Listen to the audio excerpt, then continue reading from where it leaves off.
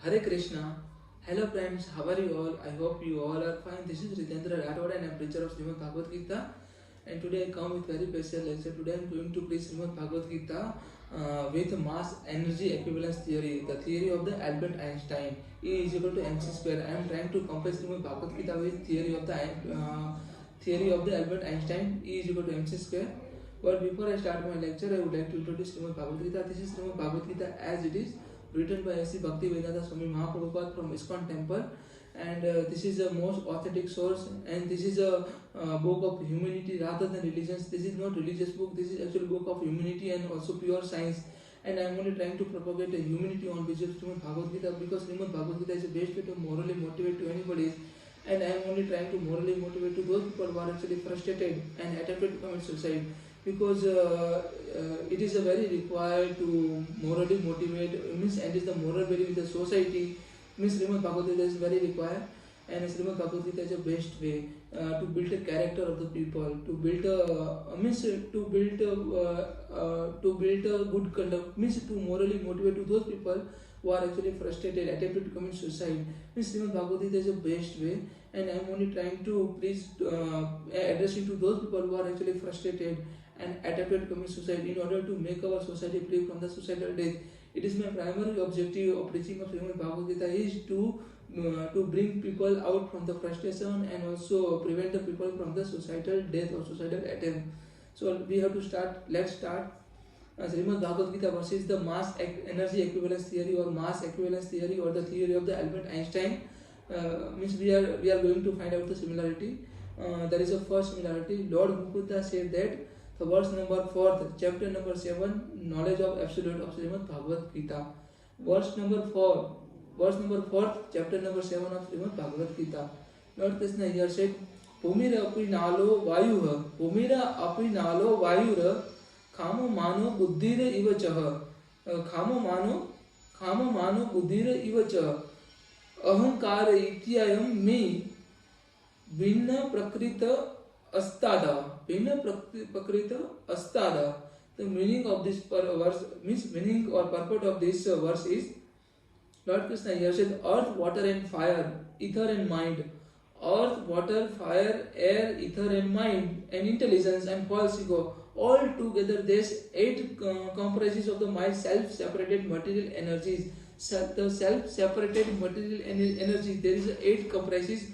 First one is earth, second one is water, third one is fire, fourth one is air, fifth one is ether, sixth one is mind, seventh one is intelligence, and eighth one is false ego.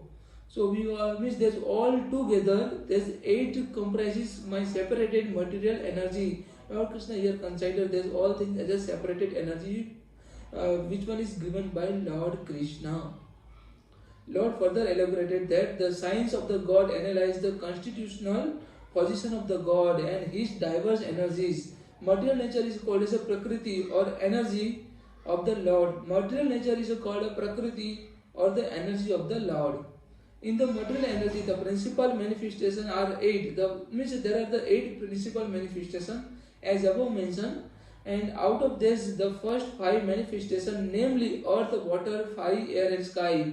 Earth, water, fire, air, and sky are called as a 5 gigantic creation or the gross creation within which the 5 senses objects are included. They are the manifestation of the physical sound, touch, from or taste and smell.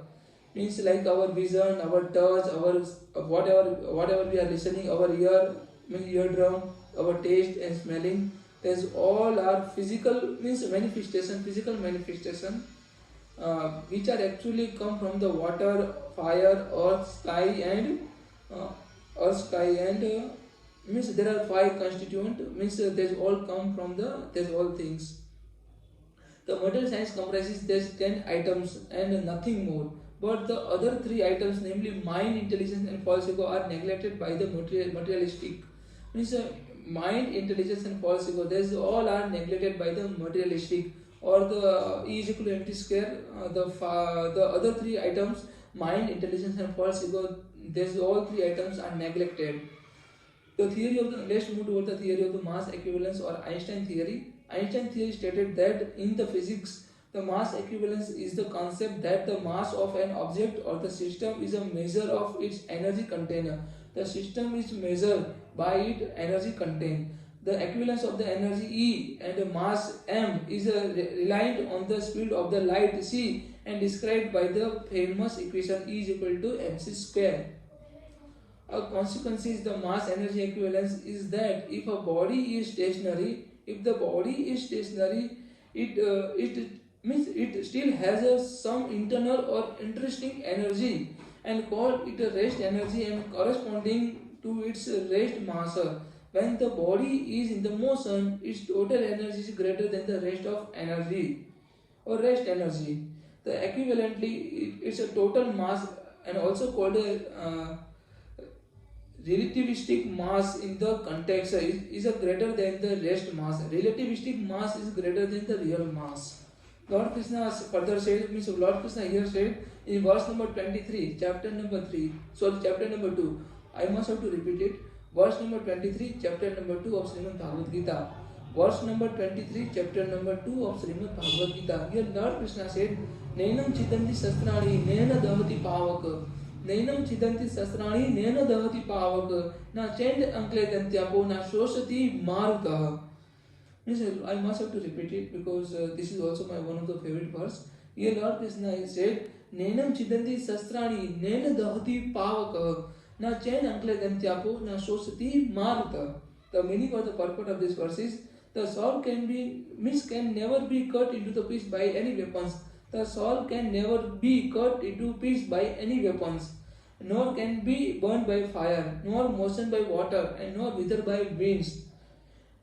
So this is here Lord Krishna said we should have to move toward the final conclusion. This Lord Krishna also stated in Gita that the soul can never be created nor be destroyed, and it just transfer from the one body to the another body, that is from of the one form to the another form of the body or another type of the body. Many years later, science said energy can never be created and nor be destroyed. Many years later, the science said the energy can never be created nor be destroyed, and it can only be changed from the one form to the another form. And this is proven that the soul is nothing but a type of energy. Means Lord Krishna here said the soul is nothing but a type of energy. Even the science has proven that the soul is nothing but it is a one kind of energy, because it is not appeared by means it is not visible by our naked eye. So we can consider soul as an energy rather than anything else. Let's move towards the author opinion. Hereby I must have to say that Shrimad Bhagavad Gita is neither religious book nor a spiritual book. Shrimad Bhagavad Gita is neither religious book nor spiritual book, but actually it is a book of humanity and also pure science. Shrimad Bhagavad Gita is a book of humanity and also pure science. And means from Shrimad Bhagavad Gita we can learn how to live our life. We can learn how to do a good things, how to attach or how to adhere with a good conduct or good practices. We can only learn from Shrimad Bhagavad Gita, and we can only learn how to live our life. Means if something is good for others, that particular thing is also good for all of us. So we should have to do a good things for the other or society. That similar things are also good for all of us. And Srimad Bhagavad Gita is the best way to morally motivate to anybody, and that is why I am trying to morally motivate to those people who are actually frustrated and attempted to commit suicide. Because I have seen so many people who committed suicide, or who had put his effort to commit suicide, and he got a failure to do suicide or complete suicide. I have counseling so many people, and many people have so many problems, and because of the small or little problem, they would like to commit suicide. Because I met one person who said that my father spoke me very loudly, and also rebuked me and also scolded me very very loudly. That's why I got hurted, and that's why I put effort to commit suicide. I have tried to I have committed suicide. I have attempted to commit suicide. That person said me, but what kind of this ridiculous reason is this? But I am not able to understand why people are committing suicide, because people are having a expectation, because of the having a fear of the getting a failure in examination and getting a very less marks in examination, because this one examination is nothing, it is not life. No. You can do so many things. If means Albert Einstein said that if you are if you are saying that one frog can climb a tree, then if you consider that that frog is a foolish or stupid, then at the same time that frog consider himself as a foolish, because the frog can't climb a tree. So it is a similar thing. It means it is a similarly that the one person have a certain qualities, and someone has a means a very unique. Each and every person has a unique quality, and as similarly, and everyone is a stupid, no? Because everyone has a unique quality. And because that's why I'm keep out telling to all of you, please put your best effort and identify your qualities. Identify what you actually have a quality, or what you have a actually speciality. Means your speciality you have to identify, your quality you have to identify, and you have to put your best effort in that particular quality, because all people are not having got all qualities. So identify your quality, identify your talent, and put your best effort with your talent, with your quality, because you will definitely achieve something. And don't keep any expectation to get a success and failure. Lord Krishna here said, the person who is not deviating from his way, the person who is not deviating from his way, if you got a one failure, and person who is not consider himself as a paramount or superior, if you got a one success, only that kind of person is known as a karma yogi, and karma yogi will get a success in his life again and again. So we all should have to be karma yogi. We should all have to indulge ourselves with the niskam karma yoga or niskam karma. Or means there is a two kind of karma. First one is a sakam karma, with which expectations are associated, and second one is a niskam karma, with which there is a no expectation or expectation less karma. So we all should have to indulge ourselves with the niskam karma, and by niskam karma we can easily make ourselves free from the cycle of the birth and death. So this is a theory, means scientific theory, the Mars energy equivalence theory, or the theory of the Albert Einstein and Shrimad Bhagavad Gita, and so many scientific theory are mentioned in Shrimad Bhagavad Gita. But today we have to try to relate this all theory of scientific theory with Shrimad Bhagavad Gita, and identify the real worth of Shrimad Bhagavad Gita, real importance of Shrimad Bhagavad Gita. I hope you all understand very well whatever I have explained. You all understood. So thanks for listening me. Hare Krishna.